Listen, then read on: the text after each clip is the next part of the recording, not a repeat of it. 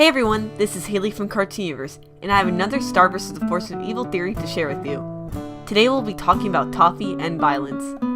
We've seen a lot of people try to stop Toffee using violence, but it never seems to work. We're going to talk about what those failures mean, and then discuss a way that Toffee might be defeated for good. So far in this series, we've seen or heard of 3 battles involving Toffee. In Storm the Castle, we see Star try to fight Toffee, and Into the Wand, we learn that Moon fought Toffee in the past. And in Star Crush, we see Moon and Toffee fighting again. Despite all the fighting, both Moon and Star fail to truly kill or stop Toffee. Let's take a closer look at each battle individually and see what's really going on. We'll start with Storm the Castle. In Storm the Castle, Star rushes into Ludo's castle to rescue Marco, who's been kidnapped by Toffee. Despite Buff Frog's warnings that she needs to have a plan to fight Toffee, Star just charges in. The way Star uses her magic in this fight is significant. It strikingly resembles modern combat. Specifically, she treats the battle like a SWAT raid. She racks her wand like a shotgun, then fills the room with smoke with a smoke grenade. Star tries to break open the crystal prison first with a spell that looks like timed explosives, and then with a spell that looks like a rocket-propelled grenade. Because the series shows Star using these modern weapons in an episode called Storm the Castle, it's trying to tell us something about her. The modern weapons shown that Star thinks in a modern way, which will later be contrasted with Moon and Star Crush, and they reinforce the idea that she is rash and unprepared. Meanwhile, during the fight in Ludo's castle, Toffee seems calm, even bored. Why is that? It's because he doesn't fear violence. He knows that Star will try to stop him with force, even though it can't really hurt him. Even after getting his arm blasted off, Toffee still seems unconcerned.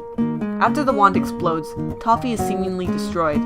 Although there are hints that he will return, such as his suit and tie surviving the blast. And since we know by now that Toffee does survive, this makes Storm the Castle the first time in the series that violence fails to stop Toffee. We learn about the second time in Into the Wand. In that episode, we see a tapestry of Moon and Toffee in battle, and we learn that Moon and Toffee fought many years in the past, and that Moon used her darkest spell to sever Toffee's finger.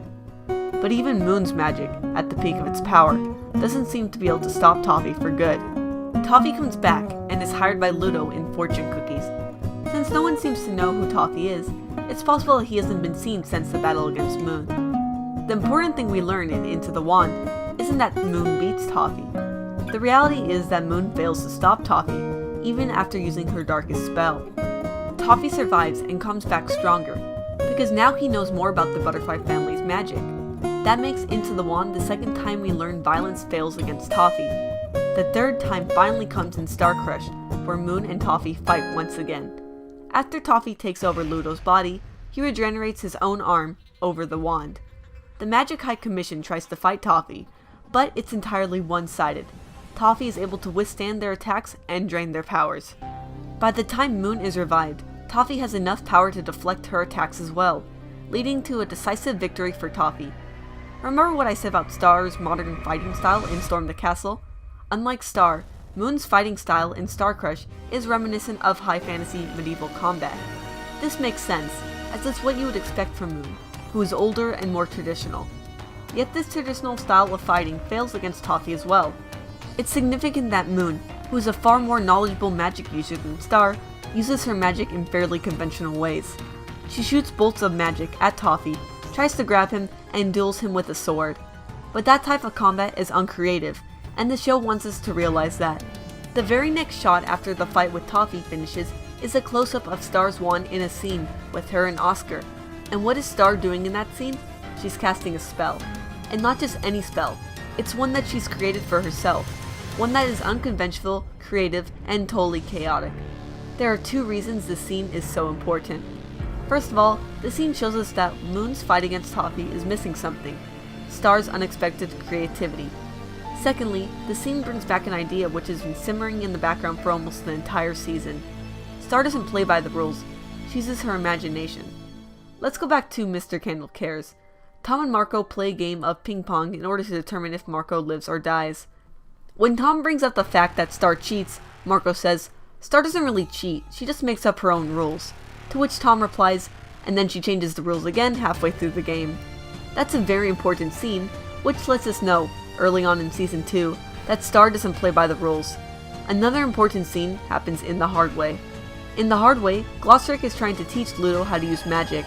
Ludo asks Glossaric when he's going to learn Narwhal Blast, but Glossaric tells him Star made that up, it's not in the book. She just used her imagination for most things. Going back to the scene in Star Crush with Star and Oscar, the spell that Star casts is Sparkle Kitten Fireworks Shower. No normal person would ever think to combine kittens with fireworks, but Star does, and that's the real point of that scene. The scene shows us that Star's ability with magic is limited only by her imagination. That's why Star Crush contrasts Star and Moon. Whereas Moon is a good student who follows the book and does the things the way they're supposed to be done, Star is the complete opposite, someone who makes it up as she goes along. Star writes her own spells, she doesn't play by the rules. Star uses magic in a way that other people can't predict. Remember in Raid the Cave when Star tries to use the spying spell as a portal? She does something that Glossaric has never even seen before. Star solves her problems in unorthodox and creative ways. Remember in Baby when Star grows an entire tree and a new perfect apple in order to pass her test? Baby says that Star is far beyond Moon's ability at her age. In order to stop Toffee, Star will have to learn that she can't use violence to beat him. She'll need to realize that she has to use her imagination in order to win. Metaphorically, Toffee represents a force of destruction, something that wants to break things and hurt and kill people. Trying to destroy that with violence only adds to it. On the opposite end is Star. Star represents the force of creation, something that wants to build things, make people happy, and bring new life into the world. Star doesn't realize it yet, but she and Toffee are naturally opposed to one another. Toffee expects people trying to kill him, he expects violence. But what he won't expect is the chaotic, creative magic of Star's imagination. With a little maturity, Star will learn her lesson from Storm the Castle, and realize that instead of relying on violence to solve her problems, she can stop Toffee using a creative solution. When Star finally understands that her imagination is the key to truly defeating Toffee, she'll be far more dangerous to him than he could ever realize. And that wraps up today's theory. Once again, thank you Violin for writing this theory. Check out his Tumblr blog, which I will link in the description below. Also, thank you Patreon supporters. A new supporter is Evan Knight. Thank you so much for becoming a supporter of Cartooniverse. To get a shout out, stickers, behind the scene access, and more, please consider becoming a patron to our channel. I should probably start shouting out to my social media more often, so feel free to check out my Twitter and Tumblr. I guess that's something people do often, so I might as well start doing it also. Thanks for watching!